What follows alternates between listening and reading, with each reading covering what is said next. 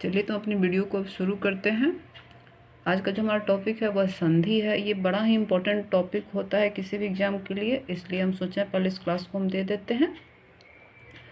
ये है संधि के भेद। हम सभी जानते हैं कि संधि के 3 भेद माने जाते हैं। सबसे पहले आपको स्वर संधि, फिर आपको व्यंजन संधि, फिर आपको नीचे विसर्ग संधि। ये इसको हम थोड़ा सा फॉर्मेट में इसको थोड़ा सा डिजाइन करके बना दिए, जिससे कि आप लोग को होता है ना कि कोई बात को हम जब बोलते हैं तो हमें जल्दी नहीं याद आता है, लेकिन उसे जब फिगर में देखते हैं तो फिर हमारे माइंड में अच्छे से बैठ जाता है। तो स्वर संधि का सबसे पहले आपको दीर्घ संधि, फिर आपको गुण संधि, फिर आपको वृद्धि संधि, फिर आपको यन संधि और फिर आपको अय्यादी संधि। ये फिगर आपके माइंड में बड़ी अच्छे से बैठ जाएगा और इसे हम जल्दी नहीं भूलते हैं। अब देखिए स्वर संधि। सबसे पहले हम पढ़ेंगे किसको? स्वर संधि को। क्या कहता है कि स्वर संधि के बाद, स्वर संधि स्वर के बाद स्वर के मेल से, इसमें यह ध्यान रखना है कि स्वर संधि में दोनों स्वर का ही मेल होता है।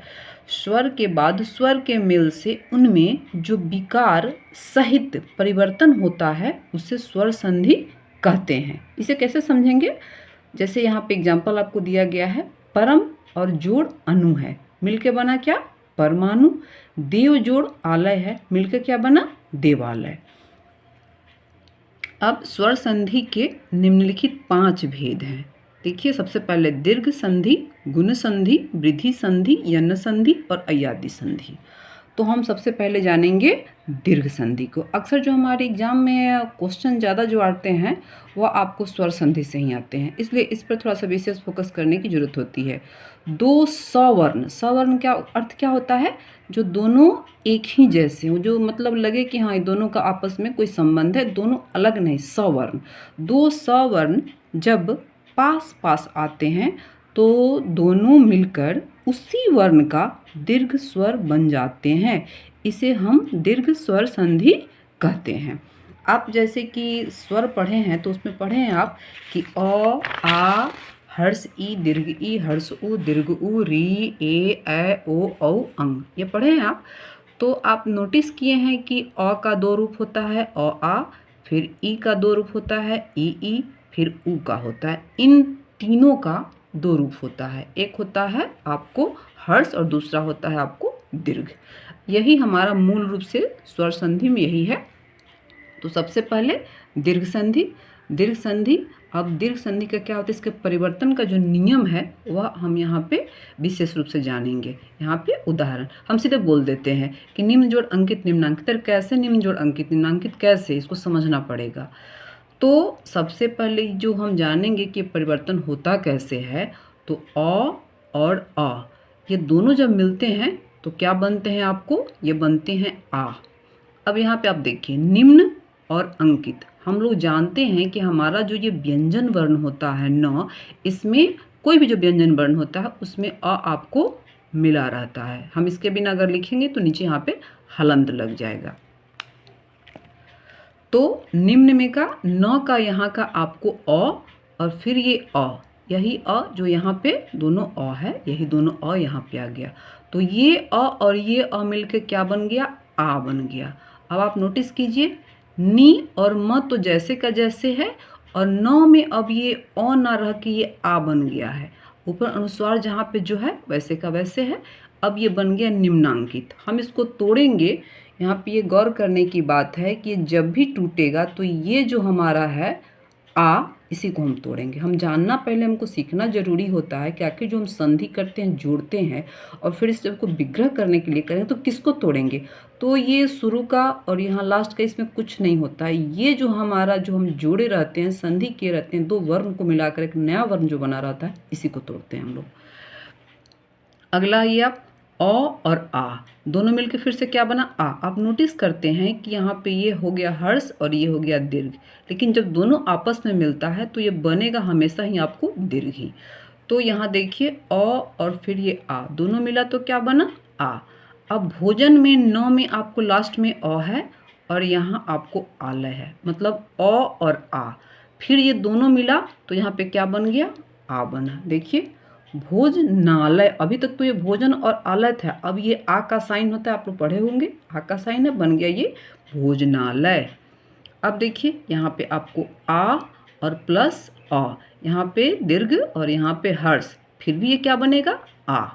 अब यहाँ पे शिक्षा, यहाँ देखिए यही वाला आ है, फिर यहाँ पे उठ के आ गया ये आ, और फिर यहाँ का जो ये अ है वो यहाँ पे उठ के आ गया, तो शिक्षा जोड़ अर्थी क्या बना शिक्षार्थी। आप नोटिस कीजिए छा को तोड़िएगा तो जो आ है यह अ और यह अ दोनों मिलके आपको आ मिलके यहाँ पे शिक्षार्थी बने हैं।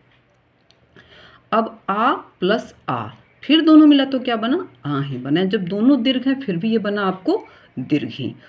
अब यहाँ पे आप देखिए कारा, रा में आपको र में आकार लगा हुआ है और यहाँ आ अपने मूल रूप में है, तो आ और आ के मिलने से फिर ये बन गया आ। अब क्या बन गया ये कारावास। अब ये अ जो है यह व में आकार के रूप में आ गया है, देखिए व में आकार के रूप में आ गया इसलिए बन गया ये कारावास। अगला हर्ष ई प्लस हर्ष ई दोनों मिलकर क्या बनता है दीर्घ ई। कवि में देखिए व में आपको हर्ष ई लगा हुआ है और यहाँ पे आगे में आपको फिर से हर्ष ई है, या जब दोनों हर्ष ई मिलता है तो क्या बनता है दीर्घ ई। आपको यहाँ पहले बताया गया है कि दोनों जब हर्ष मिलते हैं फिर भी ये दीर्घ ही बनते हैं, तो दोनों मिलकर के यह दीर्घ बन गया। देखिए कविंद्र में जो कवि में आपको हर्ष था अब यह बन गया दीर्घ और बन गया ये कविंद्र। फिर यहाँ पे हर्ष ई और ये दीर्घी दोनों मिलके बना आपको दीर्घी। परी में देखिए र में आपको है हर्ष ई और प्लस करके यहाँ पे है दीर्घी, यही वाला हर्ष और यही वाला दीर्घ दोनों मिलके फिर से क्या बना है परीक्षा। ये री जो है हमारा दीर्घ ई है। आगे आपको दीर्घ ई प्लस हर्ष ई, फिर दोनों मिलके क्या बना दीर्घ ई।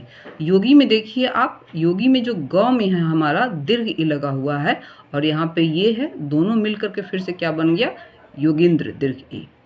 आगे देखिए दीर्घ ई फिर दोनों क्या बना दीर्घ ई है। अब जानकी में क में आपको दीर्घ ई और यहाँ पे दीर्घ ई तो अपने मूल रूप में ही बैठा हुआ है, दोनों मिलके बन गया आपको दीर्घ ई, तो क्या बन गया जानकिस।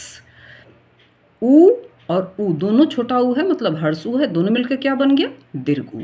अनु में देखिए हर्ष ऊ लगा हुआ है और यहाँ उदित में तो ऊ अपने मूल रूप में बैठा हुआ है, दोनों मिलकर क्या बना अनुदित। अ या नु देखिए आप दीर्घ ऊ लगा हुआ है, दित जो है सो है। फिर यहाँ पे हर्ष ऊ और यहाँ पे दीर्घ ऊ बराबर दीर्घ ऊ। साधु में हर्ष ऊ देखिए यहाँ पे और यहाँ पे दीर्घ ऊ, अब यह दोनों मिला है तो क्या बन गया आपको दीर्घ ऊ, क्या बन गया साधुर्जा। दीर्घ ऊ हर्ष ऊ बराबर दीर्घ ऊ। भू में देखिए दीर्घ ऊ प्लस हर्ष ऊ और दोनों मिला तो फिर से क्या बन गया आपको दीर्घ ऊ। भू जोड़ उत्कर्ष मतलब भू, यहाँ पे ये ऊ जो है इसमें मिल गया है तो दोनों का रूप हो गया आपको दीर्घ ऊ भूतसर्ग। दीर्घ ऊ प्लस दीर्घ ऊ बराबर दीर्घ ऊ। बधू का दीर्घ और फिर यहाँ पे दीर्घ ऊ तो यहाँ पे अपने मूल रूप में बैठा हुआ है, दोनों मिलके फिर से बन गया आपको दीर्घ ऊ, तो फिर से ये बन गया आपको बधुर्मी। एक शॉर्टकट रास्ता आपको बताते हैं, जैसे कि हमारा जो दीर्घ स्वर संधि होता है ये कैसे पहचानेंगे। अगर ये तो हम आपको फार्मूला बता दिए, लेकिन इसको जो पहचानने के मुख्य नियम होते हैं वह यही होते हैं कि वैसे कोई भी शब्द जहाँ पे यहाँ पे आ आएगा, कहीं भी आप नोटिस कीजिए आ आएगा फिर आ आएगा और आ आएगा, बीच में जहाँ आ को तोड़ना होगा वह आपको दीर्घ स्वर संधि का होगा। फिर दीर्घ यहाँ पे हर्ष ई, सारा जो दीर्घ वाला जो हमारा शब्द है, कोई भी दीर्घ का जो शब्द होता है वो आप समझ जाइएगा कि दीर्घ स्वर संधि का ही ये शब्द है। अनुदित यहाँ पे देखिए सब, आप ये सब का सब दीर्घ ऊ है, तो वैसे कोई भी शब्द जो आपको दीर्घ ई दीर्घ ऊ या आ वाले जो शब्द जिनके बीच में ये आता है, क्योंकि जब भी टूटेगा तो बीच से ही टूटेगा, पहले और बाद वाले नहीं टूटते हैं, तो इसको अगर हम ध्यान रखते हैं कि हमारे वैसे शब्द जिनके बीच में आ दीर्घ ई या दीर्घ ऊ मिलता है, वैसे शब्द जिसमें कहीं भी इसमें एकले आपको नज़र नहीं आएगा। दीर्घ स्वर संधि जैसे ही आपका नाम आएगा कहीं भी इसमें एक एकले या दो एकले वाले शब्द नहीं आएंगे। जब होगा तो दीर्घ ई आ या दीर्घ ऊ ऐसे ही शब्द आएंगे। फिर अगर आप हमारे वीडियो को पसंद करते हैं तो इसे लाइक और सब्सक्राइब जरूर कीजिएगा, क्योंकि हम आपको पूरी तरह से जैसे हम क्लासरूम में पढ़ाते हैं वैसे हम आपको यहाँ बैठ करके पढ़ाते हैं, मेहनत करते हैं, आपके लिए करते हैं। तय है कि अगर आप हमारी क्लास को देखते हैं तो हिंदी ग्रामर से संबंधित कोई भी क्वेश्चन अगर आपको है तो आप कमेंट में ज़रूर डालिएगा, क्योंकि हम प्रतिरोज़ हम स्कूल से आने के बाद हम आपको क्लास देते हैं। और मैं एक टीचर हूँ, मैं आपको स्कूल करती हूँ, इसलिए समय का अभाव होता है, फिर भी हम ये आपको पढ़ाएंगे। और कुछ दिन क्लास करने के बाद आपको समझ में आ जाएगा कि किस स्तर का पढ़ाई आपको दिया जा रहा है। ठीक है, फिर हम अगला जो टॉपिक लेकर के आएंगे, यह तो हम आपको दीर्घ स्वर संधि पढ़ा दिए हैं। अब हमारा जो गुण स्वर संधि होगा वो हमारे अगले वीडियो में होगा। अगर आपको पढ़ाने का तरीका सही लगे तो आप इसको लाइक और सब्सक्राइब और शेयर ज़रूर कीजिएगा। Thank you.